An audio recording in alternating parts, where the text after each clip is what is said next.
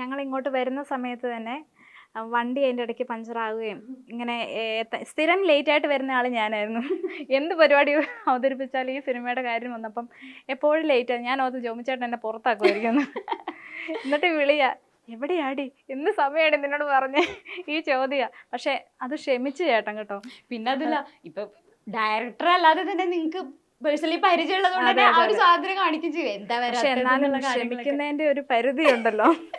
പക്ഷെ ഞാൻ കണ്ടിടത്തോളം ഭയങ്കര ഡയറക്ടർ അതിൻ്റെ ഇടയിൽ എല്ലാ കാര്യങ്ങളും ചെയ്യുന്നുണ്ട്. അവസാനം അഭിനയിക്കാൻ പോയ നമ്മളും ഡയറക്ടർ ഈ സ്ക്രിപ്റ്റും കൈപിടിച്ചുകൊണ്ട് അതിൻ്റെ ഇടയിൽ ഫുഡിന്റെ കാര്യത്തിനും ഭയങ്കര ടെൻഷൻ അടിക്കുന്നത്. പിന്നെ നമ്മള് അതിലൊക്കെ ഹെൽപ്പ് ചെയ്യാൻ പോയി.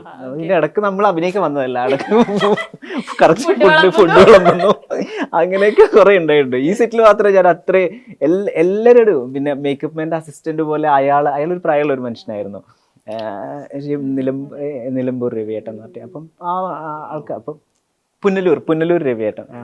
അപ്പം ആ പുള്ളിയുടെ ഇടയ്ക്ക് പുള്ളിയുടെ പെട്ടിയെടുത്ത് പോകും, പിന്നെ ഫുഡിന് ഹെൽപ്പ് ചെയ്യും. അപ്പോൾ ഇതിൻ്റെ ഈ സെറ്റിൽ എല്ലാവരും അങ്ങോട്ടും ഇങ്ങോട്ടും ഭയങ്കര ഹെൽപ്ഫുള്ളാണ്. ആർക്കും ജാടയും കാര്യങ്ങളൊന്നുമില്ല. അപ്പം അതുകൊണ്ട് തന്നെ നമ്മളും ഭയങ്കര എന്തു ചെയ്യാന്നുള്ളത്, ആർട്ടിസ്റ്റ് അല്ല അവിടെ.